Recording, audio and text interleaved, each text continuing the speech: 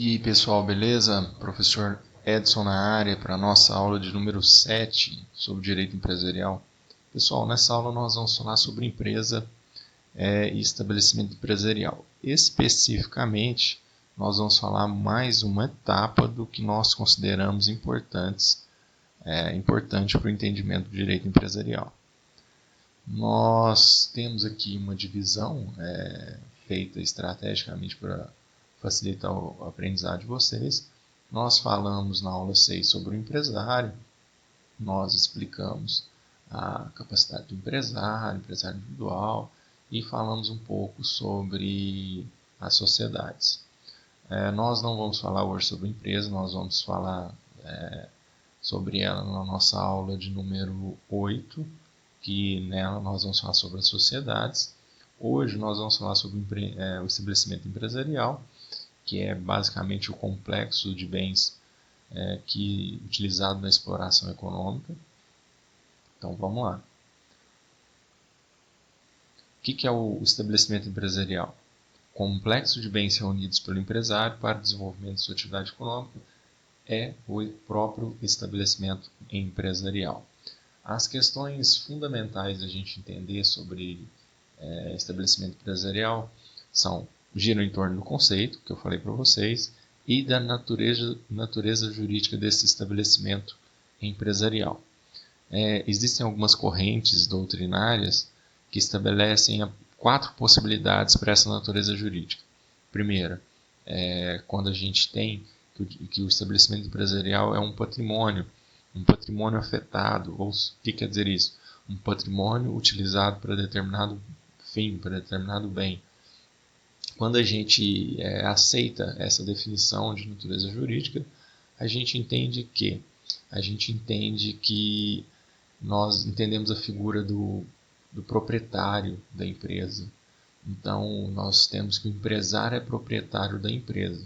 E aí nós temos a junção com a definição de patrimônio, patrimônio este afetado. Nós temos a possibilidade de entender o estabelecimento empresarial como uma pessoa jurídica. O que é essa pessoa jurídica? É o que eu expliquei para vocês, as diferenças de pessoas que nós temos, a pessoa física e a pessoa jurídica. Então, nesse caso, o estabelecimento empresarial é uma pessoa jurídica de direitos e deveres próprios e não se ligaria à figura do sócio, à figura do empresário. Nós temos ela como universalidade de direitos, seria todo um universo de direitos que relaciona-se a alguns sócios, a alguns proprietários, ou uma universalidade de fatos, basicamente pela união de alguns bens para desempenho de determinada atividade, seja ela válida ou não, certo? Esse estabelecimento empresarial ele pode ser descentralizado. O que é um estabelecimento empresarial descentralizado? Quando nós temos a figura das filiais, das sucursais, agências, prédios, depósitos que ficam longe da sede primitiva da empresa. Então, quantas vezes a gente ouve falar em empresa sede, empresa matriz e filial, relação matriz e filial. Quando a gente fala das agências, por exemplo, agências bancárias, agência número tal, agência número 2. Conseguiram entender? Então, esse estabelecimento empresarial ele pode ser descentralizado. Nós temos aqui que explicar um pouco sobre quais são esses bens que integram o patrimônio quando a gente utiliza a natureza jurídica enquanto patrimônio. Nós temos a possibilidade de 2 tipos de ativos: os ativos tangíveis e os ativos intangíveis. Vocês veem na área da administração e contabilidade. Como ativos tangíveis, nós temos os bens materiais palpáveis, sejam eles móveis ou imóveis. Nós temos os carros, os móveis, nós temos os computadores, toda a parte operacional de bens móveis e imóveis, nós temos como ativos tangíveis. Como ativos intangíveis, nós temos os direitos e os deveres mais os direitos, né, palpáveis e inerentes àquele estabelecimento. Os direitos de crédito, o direito à marca, o direito ao patrimônio intelectual, patrimônio de recursos humanos daquela determinada empresa. Um outro questionamento que é fundamental nossa explicação aqui é o que ocorre com a alienação do estabelecimento empresarial. Nós chegamos à definição aqui do estabelecimento empresarial enquanto bem, enquanto patrimônio, e ele pode ser passado de um dono para outro. Basicamente, segundo o Fábio Ulloa, o estabelecimento empresarial é o patrimônio do empresário e a garantia dos credores. Nós temos como que é feita essa alienação, essa venda, em geral isso ocorre pela venda mesmo, do estabelecimento empresarial de uma pessoa para outra. Quando a gente fala da venda, por exemplo, de determinada empresa para uma outra empresa, como, por exemplo, aconteceu com a Marvel, que foi vendida para a Disney, certo?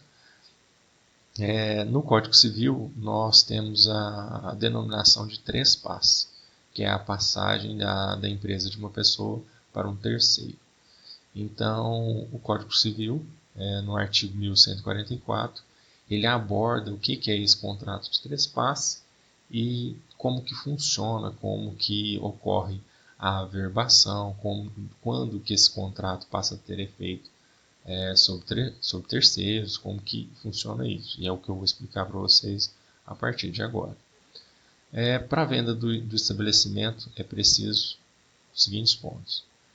Duas questões. O contrato de compra e venda deve ser registrado nas juntas comerciais, no caso de Minas Gerais, na JUSEM, Junta Comercial do Estado de Minas Gerais, e a alienação do estabelecimento empresarial deve ter a anuência dos seus credores. Essa anuência pode ser expressa ou tácita. Qual a diferença?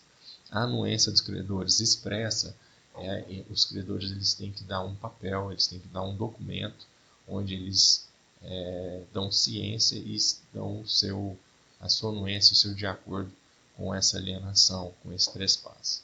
Ou pode ser tácito. Você envia determinado documento para esse seu credor e pede que ele se manifeste dentro de tantos dias, 5, 10, 15, 20 dias. E não havendo essa manifestação, acredita-se que houve anuência tacitamente.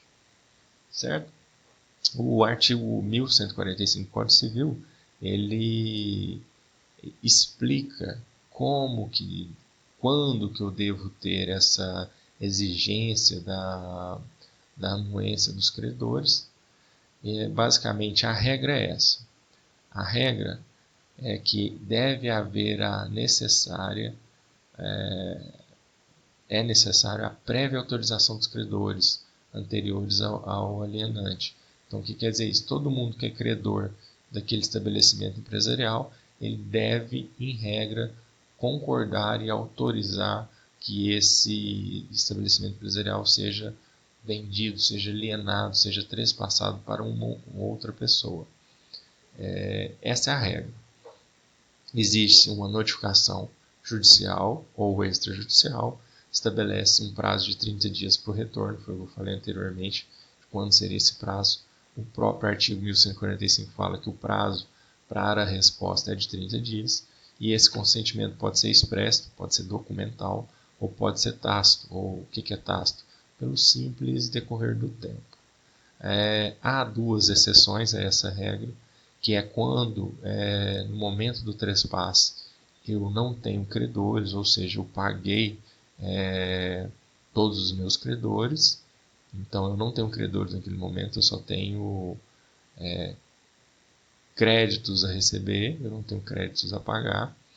Ou, na linha B, quando eu possuo, enquanto alienante, bens suficientes para pagar os meus credores. Então, a regra é que eu peço essa autorização dos credores. Quando que eu não preciso? Nas exceções, quando eu não tenho credores ou quando eu, mesmo com a venda, eu possuo bens suficientes para pagar esses credores. Como ficam as obrigações cíveis, tributárias e trabalhistas quando da ocorrência de uma sucessão de estabelecimento empresarial? O que quer dizer isso, pessoal? O que vai acontecer com as minhas obrigações contratuais, com as minhas obrigações cíveis? O que vai acontecer com as minhas obrigações em termos de tributos, enquanto eu contribuinte? O que vai acontecer com as minhas dívidas trabalhistas quando eu vendo esse estabelecimento empresarial? Então vamos lá. Pessoal, o adquirente do estabelecimento responde pelos débitos anteriores à transferência. Então vamos lá. Empresa B comprou empresa A. Empresa B passa a ser o responsável pelo pagamento dos débitos, mesmo os débitos feitos anteriores à venda dessa empresa. Desde o quê? Desde que esses débitos estejam regularmente contabilizados. Então, o que quer dizer isso? Antes de você comprar uma empresa, você vai verificar a contabilidade dela e vai descobrir quais são os ativos, quais são os passivos, quais são as dívidas dessa empresa. Por quê? Porque você vai ser responsabilizado por elas. Certo? Agora, vamos supor que neste momento eu não tenha na contabilidade um crédito, foi tirado, foi burlado da contabilidade um crédito durante a venda. Esse crédito que não foi contabilizado, ele é ainda de responsabilidade do alienante. Aí vai ter uma briga judicial eterna para descobrir quem é que deve pagar por esse débito ainda não contabilizado. Quando que o alienante continua responsável pelo passivo? Durante um ano, contado a publicação do contrato de venda nas juntas comerciais. E aí agora eu vou fazer a explicação mais jurídica, mais educacional possível. O adquirente somente responde, quem que é o adquirente? O comprador, somente responde pelas dívidas contabilizadas. Ok, item A. Item B, haverá uma solidariedade de um ano entre o adquirente e o alienante. Então, entre comprador e vendedor, eles são solidários durante um ano. A contagem do prazo depende do momento do vencimento da obrigação. E aí eu chamo atenção para vocês para esses itens C.1 e C.2. Se foi publicado o vencimento da obrigação antes do trespasse, antes da venda, a responsabilidade é de quem? É a dúvida. Ou se houve a publicação do trespasse, houve o vencimento da conta após a publicação do trespasse. Em ambos os casos, a responsabilidade é do adquirente, certo? E aí, sobre a sucessão das obrigações tributárias, quem vai ser obrigado a pagar os débitos tributários daquele estabelecimento empresarial? De acordo com o artigo 133 do Código Tributário Nacional, o adquirente tem responsabilidade, o adquirente ou o comprador tem responsabilidade subsidiária ou integral pelas obrigações fiscais tributárias, certo? Com exceção daqueles estabelecimentos que foram adquiridos em leilão. Qual um exemplo disso aqui? Vamos supor que eu tenho que eu adquira um veículo em leilão e esse veículo tem débitos de IPVA dos últimos 20 anos. O adquirente, a pessoa que está comprando em leilão esse veículo, ele não vai ser responsável, ele não vai ser responsável subsidiário por esses 20 anos de IPVA. Conseguiram entender? O mesmo acontece com as empresas. Para ficar bem explicado aqui, nós temos uma subsidiária de ordem, que é, no caso do alienante, o alienante, ou seja, o vendedor, ele continua explorando a atividade no mesmo ramo. Não importa se é o mesmo estado ou município. Nesse caso, ele é solidário aos tributos, aos fatos geradores ocorridos antes do trespasse. Certo? E Isso acontece para o alienante que continua a atividade ou aquele alienante que retoma a atividade até 6 meses do três passos. Então, o que é isso? O vendedor. Eu sou vendedor de picolé. E eu vendi essa empresa para uma outra.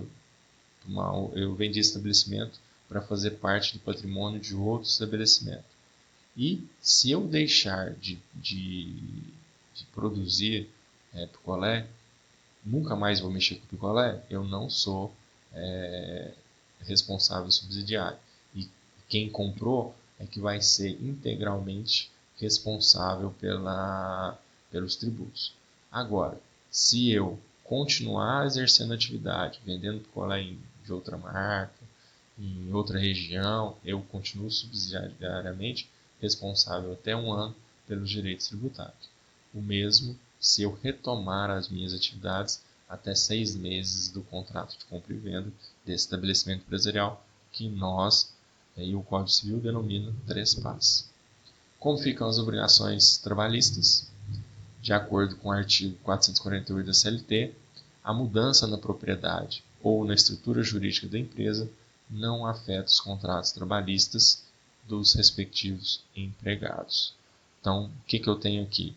Independente de ter mudado a estrutura da empresa, se eu passei de CEIRELI para ser limitado, se eu passei de limitada para SA, ou se eu fiz o trespasse da propriedade empresarial para uma outra pessoa, para uma terceira pessoa, de qualquer forma, isso não afeta os contratos de trabalho dos respectivos empregados. Eles vão ter ainda todos os seus direitos resguardados. Tem 2 exceções, principalmente com relação ao direito de trabalho, eu queria falar para vocês. Quando esse estabelecimento empresarial é adquirido em um processo falimentar, um processo de falência, ou quando esse estabelecimento empresarial é adquirido em um processo de recuperação judicial.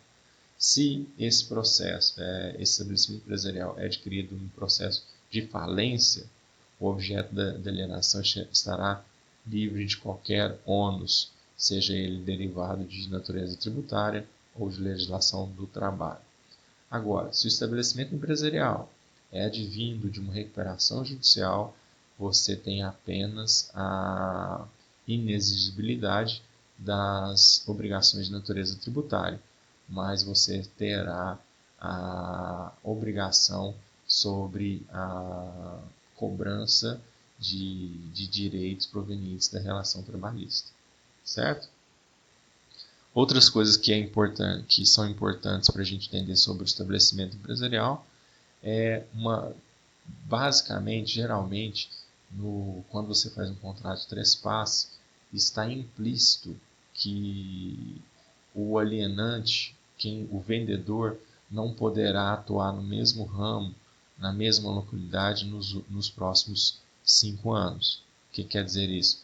Vamos supor, o cara está vendendo a loja de picolé para um terceiro. Só que ele conhece todo o mercado, conhece todo o ramo, e ele vai acabar vendendo a um preço consideravelmente alto, estabelecimento empresarial, e ele vai acabar gerando concorrência, uma concorrência desleal para aquele que comprou o seu estabelecimento empresarial. Por quê? Porque ele conhece já os meandros do mercado. Então, em regra, mesmo que você não cite nesse contrato de trespasse, fica subentendido que o alienante não poderá exercer a mesma função, um idêntico ramo de atividade, nos próximos 5 anos. O ideal é que, mesmo com a regra, que essa cláusula seja colocada no contrato. Com relação ainda à relação empresarial, ao empreendimento, nós temos a proteção do ponto comercial previsto no artigo 51 da Lei de Locação, que permite uma renovação compulsória do contrato de aluguel, quando eu tenho um imóvel para pessoa jurídica, para estabelecimento empresarial. Eu tenho a possibilidade de uma renovação compulsória quando eu fizer um contrato por escrito com prazo determinado. Então eu fiz um contrato para 1 ano, fiz esse contrato por escrito e fiz ele que ele venceria, por exemplo, no final do ano. Eu posso pedir a renovação compulsória desse aluguel por mais um ano, sem problema. É o inciso 1 do artigo 51 da Lei de Locação. O inciso 2 e o inciso 3 explica que quando você precisa ter mais de 5 anos dentro daquele imóvel empresarial. Então você fez um contrato e esse contrato era antes por prazo determinado e no futuro ele foi se renovando automaticamente e se tornou um contrato por prazo indeterminado. Nesse sentido, você já tem mais de 5 anos nesse ponto comercial. Você, desde que desses 5 anos, os 3 últimos você esteve direcionado para a mesma atividade econômica, você tem o direito de fazer essa renovação de contrato compulsório, certo? É a previsão do artigo 51 da Lei de Locações. Então, vamos lá, para ficar bem entendido. Eu aluguei um imóvel, um ponto comercial, por determinado período de tempo. Houveram renovações que o tornaram por tempo indeterminado, e esse tempo indeterminado somou mais de 5 anos. E nos últimos 3 anos desses 5, eu realizei determinado objeto empresarial específico, ou seja, eu vendi picolé durante os últimos 3. Nos últimos 3 anos desse contrato de locação, que tem mais de 5 anos, eu posso pedir a renovação compulsória por um igual período de tempo. Certo? É o que autoriza a lei, o artigo 51 da Lei de Locação. Como funciona o empreendimento empresarial no caso dos shopping centers? Uma coisa importante da gente falar, também prevista na Lei de Locação, artigo 52, parágrafo 2º, é que a lei reconhece o direito de inerência do ponto aos locatários de espaço em shopping center. Então vamos lá, eu tenho um empreendimento, eu tenho um estabelecimento empresarial que vende camisa em determinado quiosque do shopping. Eu vendi esse estabelecimento empresarial para um terceiro e esse terceiro ele vai aproveitar o contrato de locação que eu tinha, que era maior de 5 anos.